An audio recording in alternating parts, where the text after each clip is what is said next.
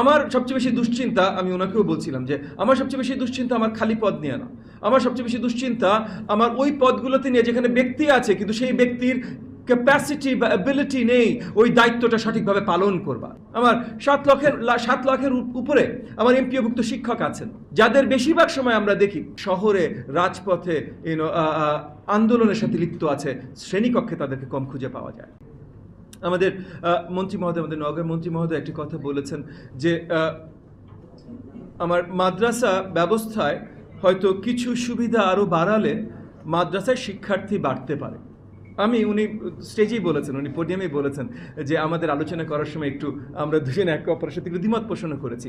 আসলে আমার চিন্তা, এবং আমি মনে করি যে আমাদের সরকারের চিন্তাই এমন হওয়া উচিত, এবং এমন আমরা চেষ্টা করছি যে আমাদের প্রত্যেকটি শিশু, প্রত্যেকটি সন্তান, প্রত্যেকটি শিক্ষার্থী যেন সঠিক শিক্ষায় শিক্ষিত হয়। সেটা সে সরকারি প্রাথমিকে যাক, বেসরকারি প্রাথমিকে যাক, বাংলা মিডিয়াম যাক, ইংলিশ মিডিয়াম যাক, আলেয়া মাদ্রাসা যাক, কোয়ামি মাদ্রাসা যাক, যেখানেই যাক, সঠিক শিক্ষা যদি সে পায়, তারপর শিক্ষার্থী এবং শিক্ষার্থীর গার্ডিয়ানদের উপরে থাকবে সেই সিদ্ধান্ত যে শিক্ষার্থী কোথায় যাবে।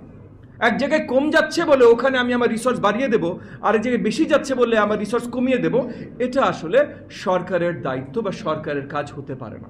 তবে সব জায়গায় যেন স্ট্যান্ডার্ডটা সঠিকভাবে নিয়ন্ত্রিত হয়। মানে মাদ্রাসায় যান, সরকারি প্রাথমিকে যান, বেসরকারি প্রাথমিকে যান, ইংলিশ মিডিয়ামে যান, আমার যে শিক্ষার্থীটাই যাচ্ছে সে যেন মিনিমাম যেটা সঠিক এডুকেশন পাবার কথা সেটা পেয়ে যেন বের হয়, এটা নিশ্চিত করা সরকারের দায়িত্ব। সেই জায়গায় এই মুহূর্তে আমরা খুব ভালোভাবে করতে পারছি না। এই মুহূর্তে এগেন আপনাদের সামনে ওপেনলি সত্যি কথাই বলছি, এই মুহূর্তে আমাদের অনেক দুর্বলতা আছে, শিক্ষা ব্যবস্থার অনেক দুর্বলতা আছে। এমপি মহোদয় বললেন ওই যে জিপিএ 5-এর পিছিয়ে ছুটাছুটি, কাউকে ফেল করতে দেওয়া যাবে না, আমরা চাই না কোনো শিক্ষার্থী ফেল করুক, সেটা পয়েন্ট না।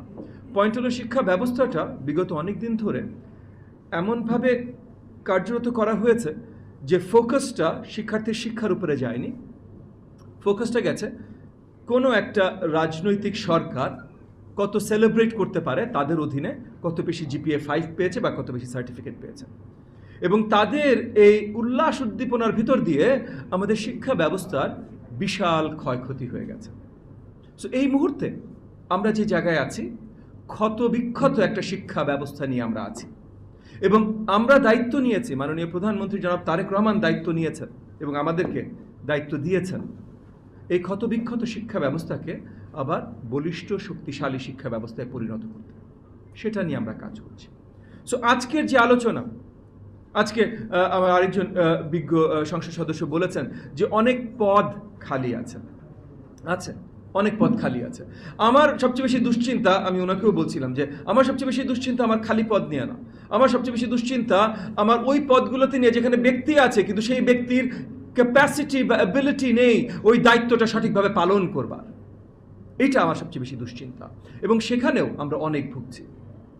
আমার 7 লাখের উপরে আমার এমপিওভুক্ত শিক্ষক আছেন, যাদের বেশিরভাগ সময় আমরা দেখি, পুরো না, সবাই না, নিশ্চয়ই আমি সবাইকে কখনোই নিন্দা করব না, বাট যাদের বড় একটা অংশ বা সিগনিফিকেন্ট একটা অংশ বেশিরভাগ সময় আমরা দেখি শহরে রাজপথে আন্দোলনের সাথে লিপ্ত আছে, শ্রেণীকক্ষে তাদেরকে কম খুঁজে পাওয়া যায়।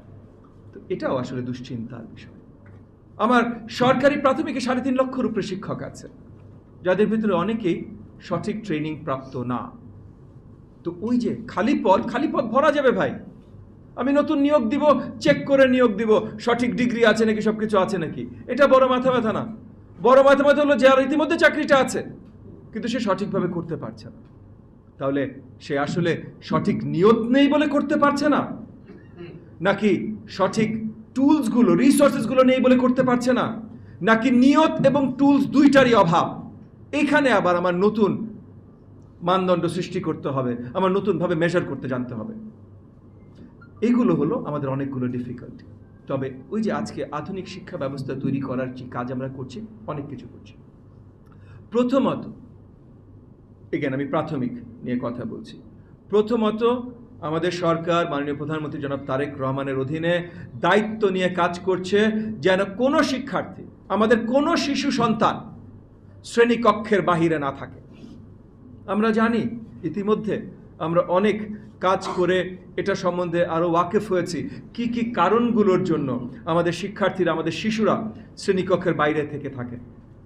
সো সেই প্রবলেমগুলো সলভ করবার জন্য বা অ্যাড্রেস করবার জন্য আমরা ইতিমধ্যে অনেক বড় বড় কর্মসূচি হাতে নিয়েছি। আমরা মিড ডে মিল কর্মসূচি হাতে নিয়েছি। প্রত্যেকটি সরকারি প্রাথমিক শিক্ষার্থী প্রতিদিন পুষ্টিকর একবেলা খাদ্য পাবে। সেটার পাইলটিং এখন চলছে। ইনশাআল্লাহ সবকিছু ঠিকভাবে গেলে আগামী বছর মানে 2027-এর স্কুল ইয়ার শুরু থেকে দেশব্যাপী সকল শিক্ষার্থী এটা পাবেন। আর যদি সবকিছু ঠিকমতো না যায় তাহলে আমরা আরেকটু এক্সপেরিমেন্ট করবো, আরেকটু পাইলটিং করব। আপনারা নিশ্চিত থাকতে পারেন যেভাবেই হোক না কেন 28-এর ভেতরে এটার ব্যবস্থা পূর্ণাঙ্গভাবে হয়ে যাবে। তবে এখন আমরা আশাবাদী 27-এই আমরা এটা করতে সক্ষম হবো ইনশাআল্লাহ।